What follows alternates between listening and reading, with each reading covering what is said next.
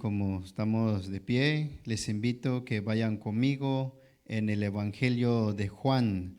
El Evangelio de Juan, capítulo 1, versículos 6 al 13. Vamos a leer allí donde vamos a estudiar también el Evangelio de Juan, capítulo 1, versículos 6 al 13. En cuanto lo tengan, digan un amén. Amén. Leemos la palabra de Dios en Juan 1, 6 al 13. Dice así: Hubo un hombre enviado de Dios, el cual se llamaba Juan. Este vino por testimonio para que diese testimonio de la luz, a fin de que todos creyesen por él. No era él la luz, sino para que diese testimonio de la luz. Aquella luz verdadera que alumbra a todo hombre venía a este mundo. En el mundo estaba, y el mundo por él fue hecho, pero el mundo no le conoció. A los suyos vino, y los suyos no le recibieron. Mas a todos los que recibieron, a los que creen en su nombre, les dio potestad de ser hechos hijos de Dios, los cuales no son engendrados de sangre, ni de voluntad de carne, ni voluntad de varón, sino de Dios. Tomen su asiento, mis queridos hermanos. Vamos a entrar, pues antes de entrar en nuestro tema, debemos hacer unas preguntas. El testimonio de la corte es lo que alguien vio, oyó y sabe y puede contarlo. Terrenalmente hablando, un testigo tiene que tener el conocimiento de cerca de lo que va a hablar. ¿Te has tocado ser testigo alguna vez? ¿O has tocado de comprobar si alguien es un buen testimonio? Para creer y confiar en un testigo, tienes o tenemos que comprobar si lo que dice es verdad. Ser testigo ocurre en todos, entre familia, en otros asuntos. La clave del testigo es su palabra y su confianza en sí misma. El Antiguo Testamento, las cosas se aclaraban por boca de 2 o 3 testigos. Juan enseñó que Dios envió un testigo para que le escuchemos. ¿Sabía usted que ese testigo hoy vamos a conocer? Juan el autor inicia su evangelio con la palabra: en el principio era el verbo, y el verbo era con Dios, y el verbo era Dios. Y el verbo era creador del universo, y en él estaba la vida y la luz de los hombres, la cual estudiamos el mes pasado. Y de pronto en el versículo 6 aparece otro testigo. Ya va a ser 2 testigos, aparte del evangelista Juan, y luego aquí dice que hay otro testigo. Vamos a estudiar el punto número 1. El punto número 1, Dios envió a un hombre a dar testimonio de Jesús. El versículo 6 al 7. El versículo 6 dice: hubo un hombre enviado de Dios, el cual se llamaba Juan. ¿Quién es Juan el enviado? Es una pregunta que surge en nosotros. ¿Juan es el escritor o hay otro Juan? Cuando dice hubo, es tiempo pasado. Hubo un hombre enviado de Dios que se llamaba Juan. El versículo 6 se refiere a Juan el Bautista, no el Juan que escribió este evangelio. Juan el Bautista fue enviado en parte de Dios, anticipando a Jesús. Como nosotros, ustedes y yo somos la iglesia bíblica, la Biblia tiene que comprobar lo que estamos diciendo aquí. Vayan conmigo en Mateo 3:1. Mateo 3:1, ahí vamos a ver quién es este hombre que fue enviado por Dios para estar seguro en lo que estamos estudiando. Mateo 3:1 dice así: en aquellos días vino Juan el Bautista predicando en el desierto de Judea. Muy bien. En aquellos días vino, ¿quién vino? Juan el Bautista. ¿Dónde vino? En el desierto de Judea. La pregunta aquí también otra vez, ¿cuál es la misión de Juan? Su misión era testificar o predicar la venida de Cristo y decirle a la gente que se prepara a recibirle. Juan testifica o predica para que los hombres creyeran por él. Este vino por testimonio para que diese testimonio la luz, a fin de que todos creyesen por él, según el versículo 7. Este Juan vino para testificar de la realidad que Jesús era verdaderamente la luz del mundo, que todos pudieran llegar a poner su confianza en su verdad.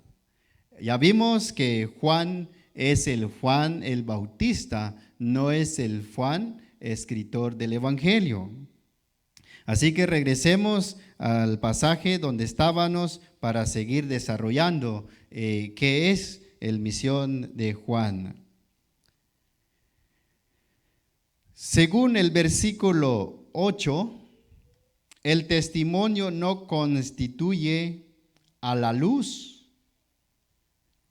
No era él la luz, sino para que diese testimonio de la luz. El testimonio de Juan el Bautista no es la luz, sino testifica la luz. La tarea de Juan es testificar la luz, pero él no es la luz.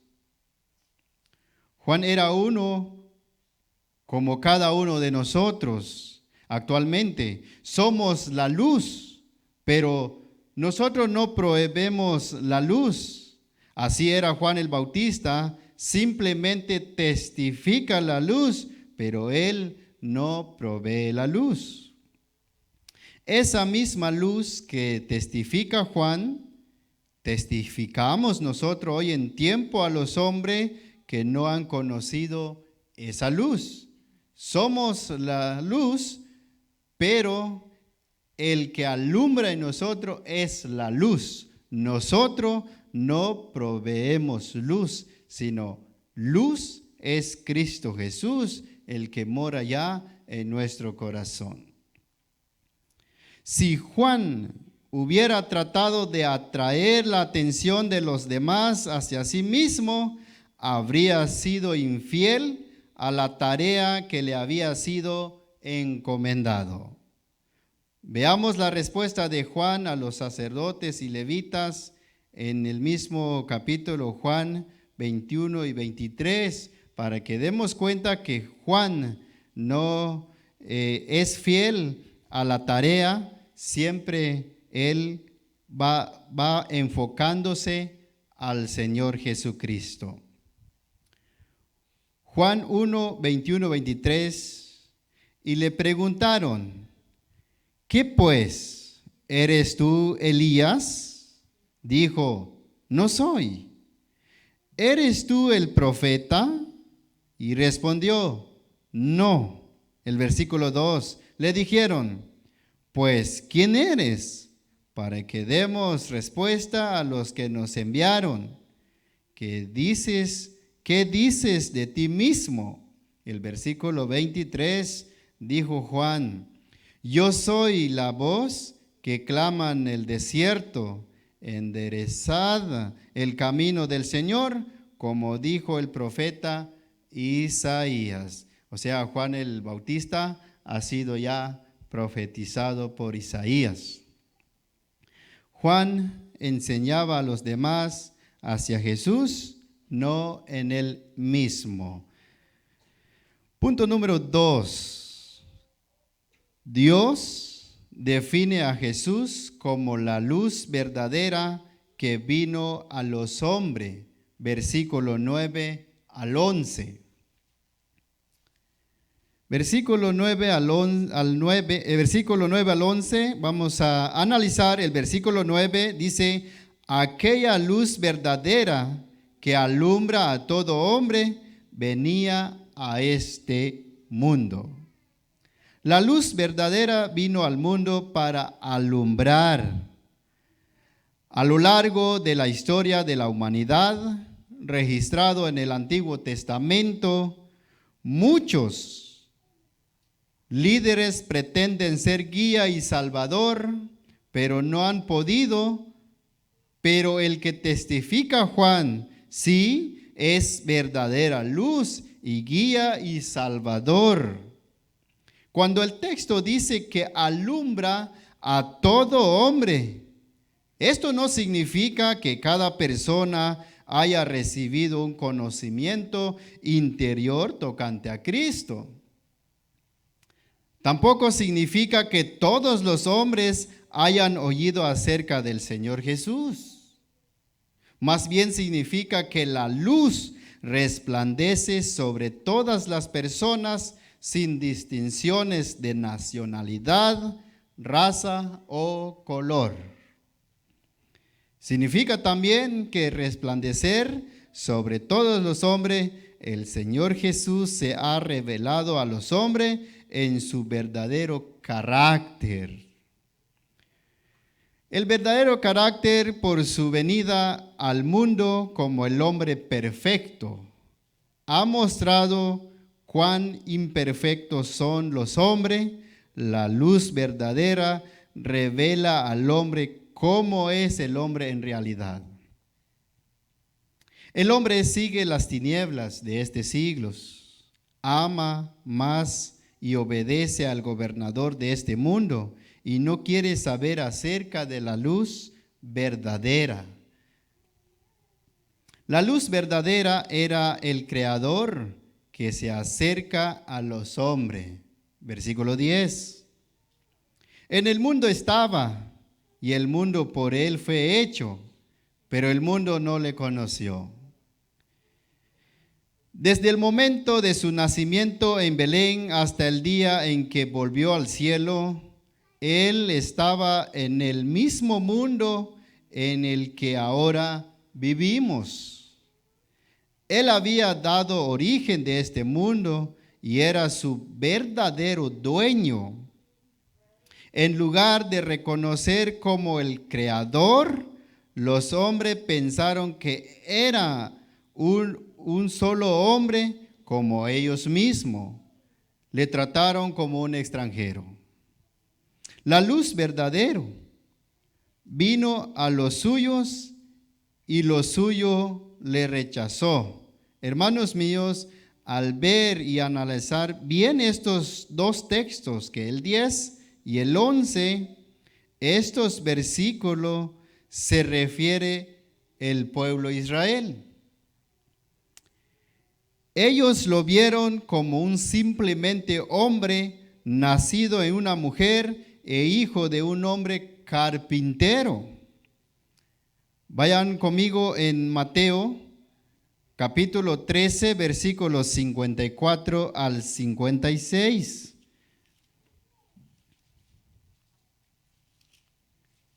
Mateo 13, versículos 54 al 56.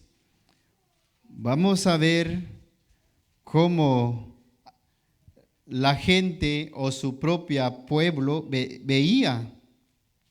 Dice así en Mateo 13, 54, y venido a su tierra, les enseñaba en la sinagoga de ellos, de tal manera que se maravillaban y decían, ¿de dónde tiene este hombre sabiduría y estos milagros? ¿No es este el hijo del carpintero? ¿No se llama su madre María? y sus hermanos Jacobo, José, Simón y Judas. ¿No están todas sus hermanas con nosotros? ¿De dónde pues tiene todas estas cosas? ¿Ven? Ellos miraban cómo es Jesús. Jesús hacía muchos milagros y predicaba la verdad, pero más que ellos no confían si el Señor es un hombre perfecto y divino. Hermanos míos, ¿qué entendemos aquí en Mateo? Entendemos que los judíos lo vieron a Jesús igual que ellos. Ellos no aceptaron como un hombre perfecto y divino como lo vemos nosotros. Ellos más bien lo rechazaron el Salvador. A los suyos vino y los suyos no le recibieron. La luz que es Jesús no está entrando en una propiedad ajena, sino que estaba viviendo en un planeta que Él mismo lo había hecho. En un sentido general, esto podría aplicarse a toda la humanidad, y es cierto que la mayoría de la humanidad lo rechazó, pero en sentido especial, la nación judía era su pueblo escogido terrenal. Cuando vino al mundo, se presentó a los judíos como el Mesías de ellos, pero ellos no le recibieron. Volvamos al pasaje donde estábamos en Juan 1:11. Seguimos viendo nuestro estudio en esta noche. Punto número 3. Dios da potestad a los que creen para que sean hijos de Dios. Versículo 12 al 13. El versículo 12 dice: mas a todos los que recibieron, a los que creen en su nombre, les dio potestad de ser hechos hijos de Dios. Ser hijos de Dios tenemos que creer. ¿En quién creemos? En su nombre. ¿Pero cuál es su nombre? En su nombre de Cristo. Toda lengua confiesa que Jesucristo es el Señor, para gloria de Dios Padre, según Filipenses 2:11. De modo que ahora se ofrece a toda la humanidad. Aquí incluye todos nosotros los que hemos recibido y creído en Jesucristo. El versículo 12 y el 13, allí incluye a nosotros, que todos los que recibieron, creyeron en su nombre.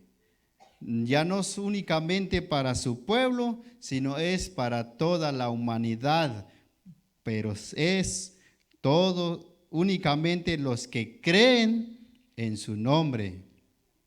Este versículo nos dice con claridad, hermanos, ¿cómo podemos llegar a ser hijos de Dios?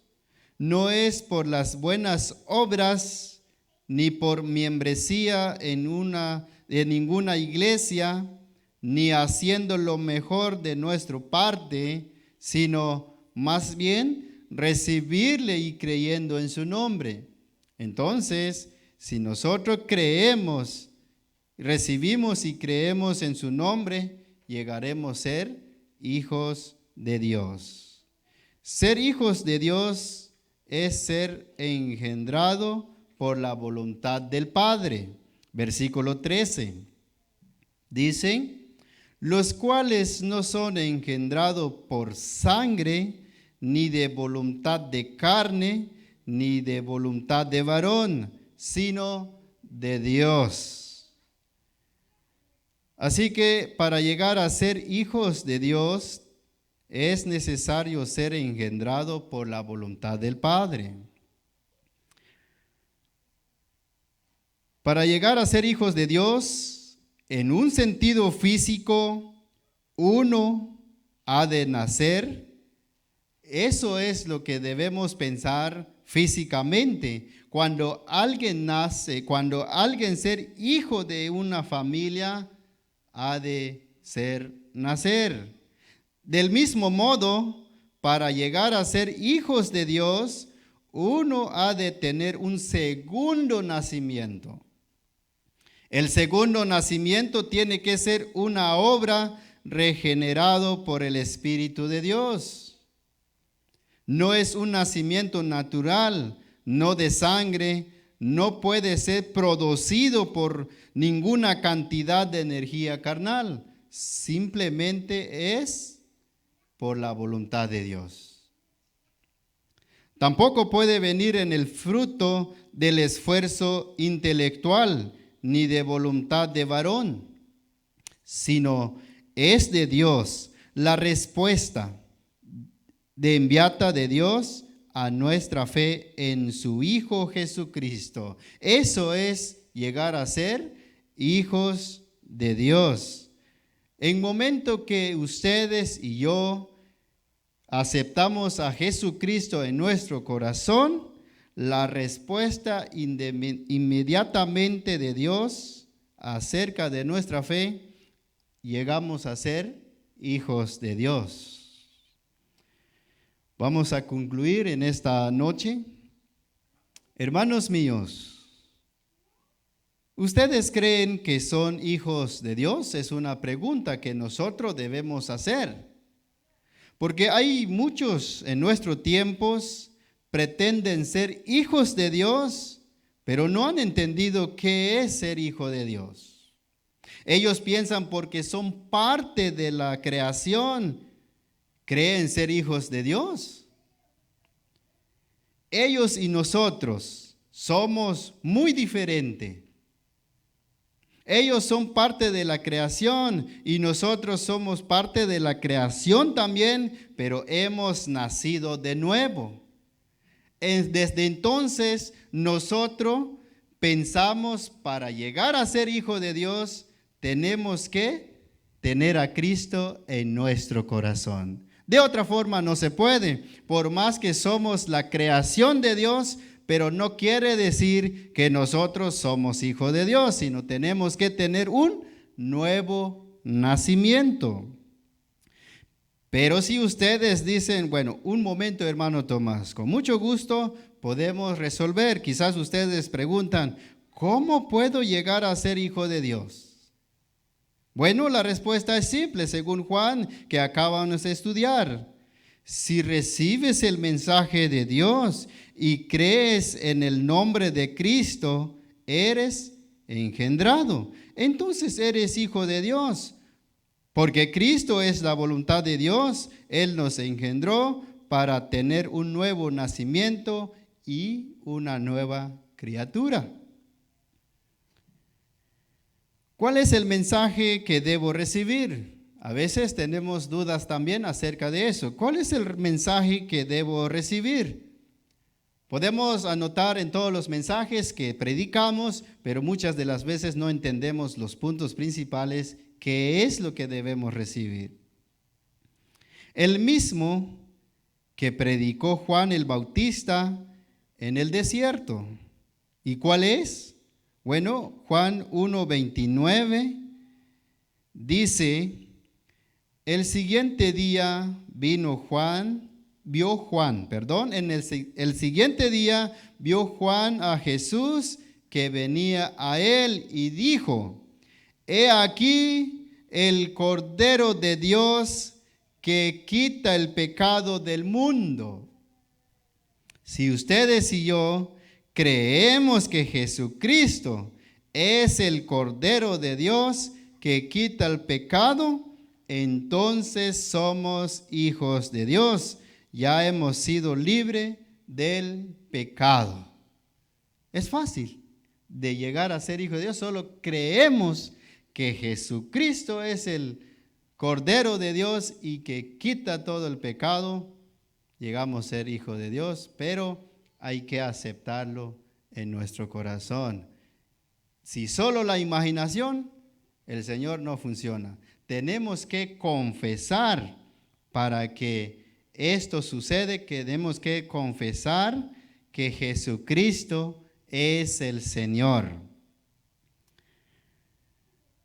Les invito que vayan conmigo en 2 Corintios 5, 17 al 18.